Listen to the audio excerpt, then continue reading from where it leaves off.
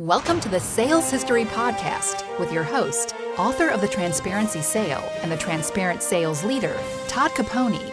Each episode brings you the incredible and sometimes strange minds, philosophies, and approaches from sales history's past with relevance to today. Here's Todd. Never exaggerate. It is a matter of great importance to forego superlatives, in part to avoid offending the truth, and in part to avoid cheapening your judgment. Exaggeration wastes distinction and testifies to the paucity of your understanding and taste. Praise excites anticipation and stimulates desire. Afterward, when value does not measure up to price, disappointment turns against the fraud and takes revenge by cheapening both the appraised and the appraise. For this reason, let the prudent go slowly and err in understatement rather than overstatement. The extraordinary of every kind is always rare, wherefore temper your estimate. Ooh, that's deep, right? That is from the year 1647. Yes. Baltasar Gracian, in his book, The Art of Worldly Wisdom. They knew almost 400 years ago that exaggerating was a fool's errand, especially when we are talking about selling something, right? Again, as he mentions, afterward, when value does not measure up to the price. We've always known it. Every sales book that you read from the late 1800s to early 1900s has chapters dedicated to honesty and transparency. Today, I've written a book on it. I have another one coming out that pertains to sales leadership. Yet, Gallup every year issues a study that talks to the most to least trusted professions. And what always ends up at the bottom of the list, along with members of Congress and senators, salespeople. So today, we're going to dedicate an episode to talking through some of the great quotes and that history and meaning behind why transparency and honesty was viewed as such an important foundation back then, what potentially happened, and how I believe that the future of sales has to be transparent. So let's dig in. Assuming that you haven't gone and listened to and memorized every episode so far of the Sales History Podcast, let me take you through a couple of foundational elements that are important to understand. First of all, back in the 1800s, the proliferation of salespeople was really founded on this idea of manufacturer's reps, also known as drummers and bagmen. And you can go back and listen to the episode on that. But the point being, they didn't actually work for the companies that they were selling for. They were hired to go out in the field and sell things. Now, in the 1880s, a guy named John Patterson founded a company called National Cash Register, or as you know it today, NCR Corporation, and he really changed everything. He was the mastermind behind what I would call today's modern sales environment, which means hire sales reps, train them, treat them well, pay them well, give them salaries and commissions, and they become a representation and a part of the brand of your organization. Now, throughout that period from the 1880s all the way to today, that idea of honesty and transparency became foremost in the minds of the individuals that were doing this hiring.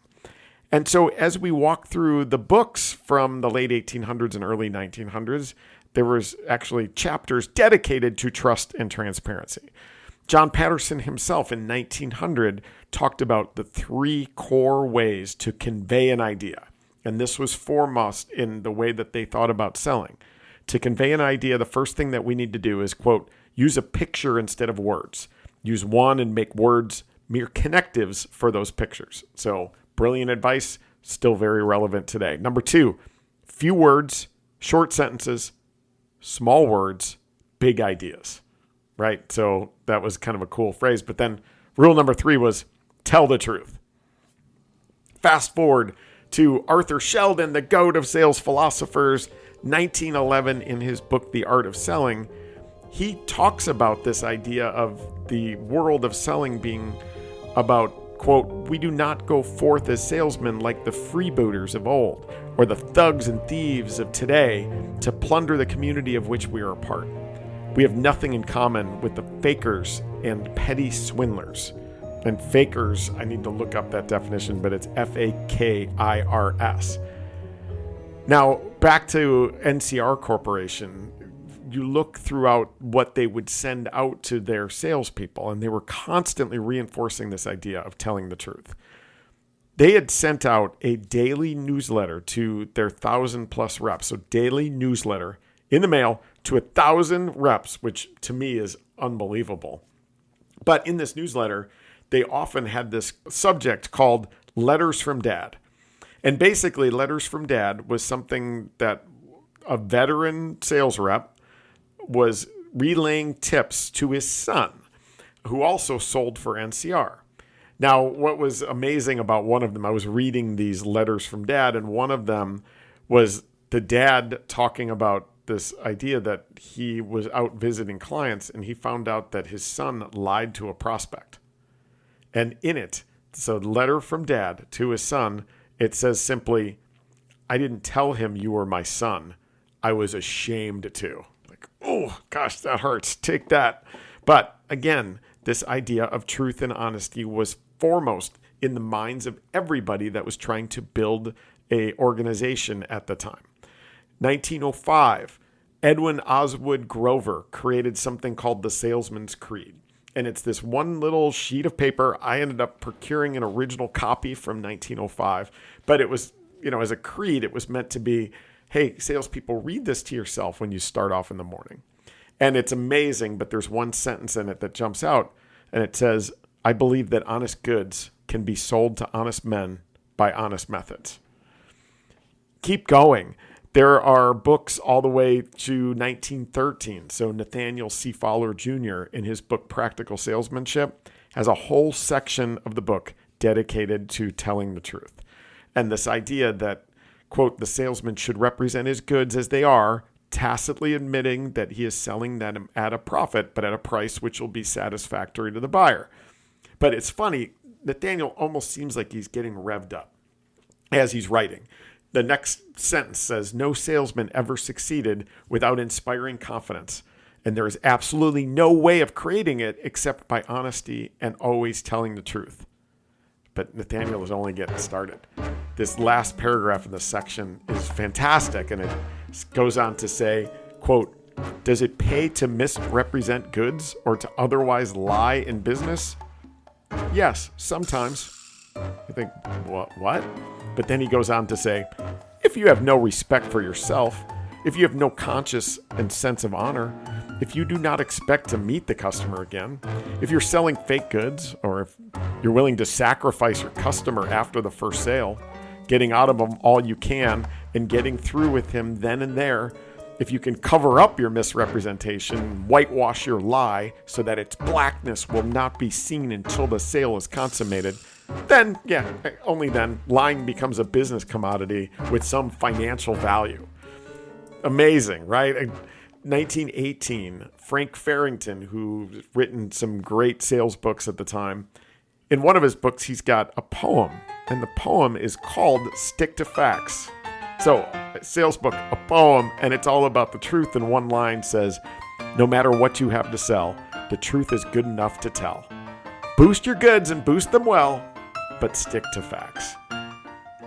Of course, I've shared this next line with you so many times. It's my favorite sales quote of all time, and it's written by Arthur Dunn. In 1919, his book, Scientific Selling and Advertising, I'll read the sentence that precedes it and then that quote that I love so much. The sentence that precedes it is so powerful to me. Quote, "A lie is a weapon of the weakling and of the afraid. There is no comeback to truth, no alibi, no hereafters, no explanations. It is a vital force. A force as though you could take it out and look at it and feel of it." And then here's my favorite quote of all time. "If the truth won't sell it, don't sell it." Just beautiful. I almost tear up reading it. It's fantastic. But everywhere you look, you would find quotes on honesty in sales. Even Tractor World magazine, May of 1921. It's got a set of rules of kind of the 10 things that every salesperson should live by. And one of them is, if you are representing an article that won't stand the truth, get another job. Exaggeration may sell once, it gets no repeat orders. Furthermore, it cheapens you. Wow, doesn't that sound a lot like 1614 or 1647 and Baltasar Gracian? It's amazing. One of my favorites, too, is from the Ford Motor Company, and who was Henry Ford's right-hand person is a guy named Glenn Buck, and the year was 1921.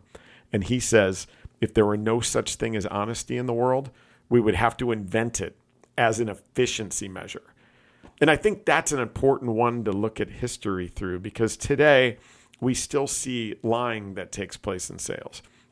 I believe, from studying the behavioral science of this, that there is a mantra that says we are more likely to avoid pain than we are to be attracted to a reward. And I believe that to be true in many instances. However, in the short term, we are attracted to short-term rewards, even if there is a long-term pain that comes along with it.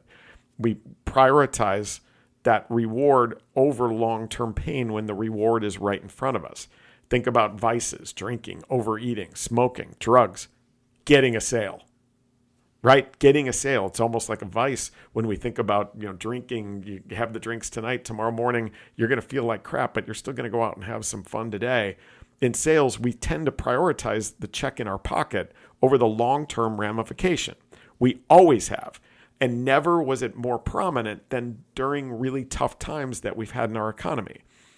1921 had a depression, not talked about much, but then the 1929 depression, salespeople getting desperate, and they would rather lie and get that money in their pocket than do right by the customer. And they didn't see this idea that doing right by customers floated all boats.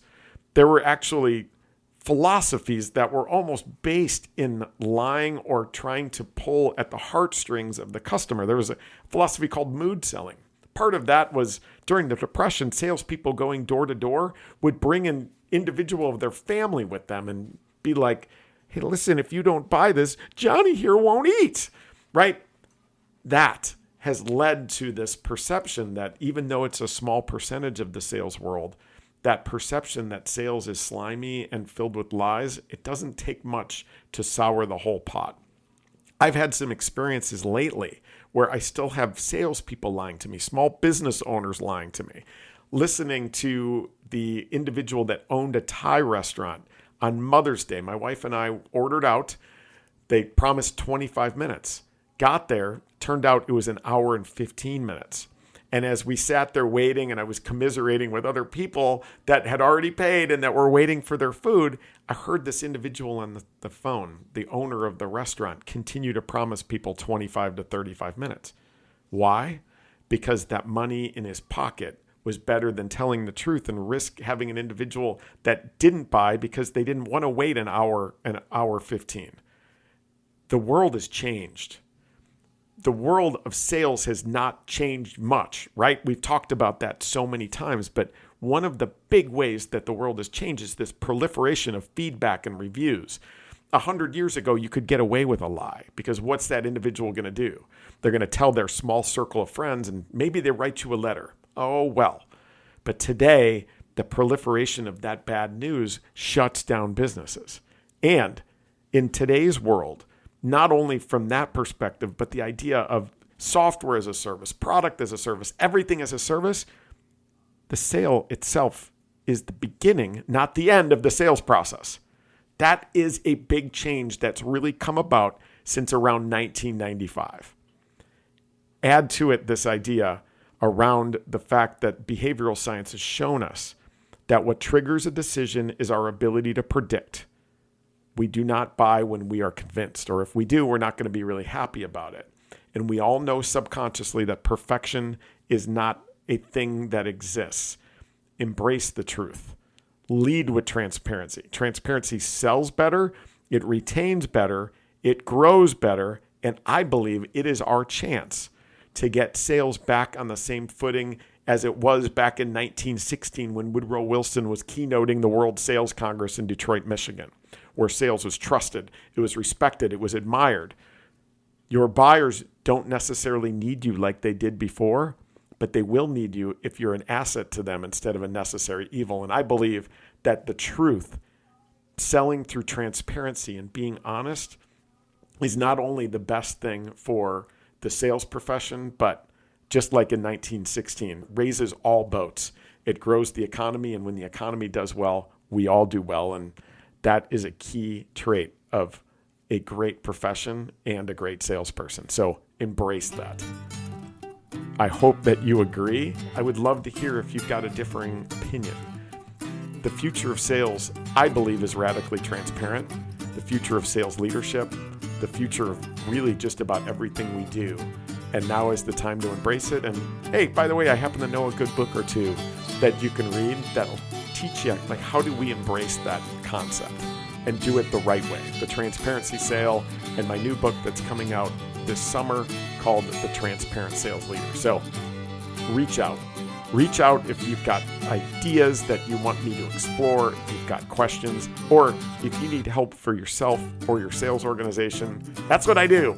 I give keynote speeches. I do workshops for companies big and small, all over the country, all over the world, and I would love to be an asset or a resource for you and your organization, or even at the slightest, just by getting the book. So I hope you enjoyed today's episode. You can tell I get pretty passionate about this topic, and I think there's a huge opportunity for you and your organization to differentiate in the way that you sell. Oddly enough, transparency could be one of those ways. So, again, thank you as always for listening. I've enjoyed sharing this with you. I hope you've enjoyed participating, and until next week, thanks again.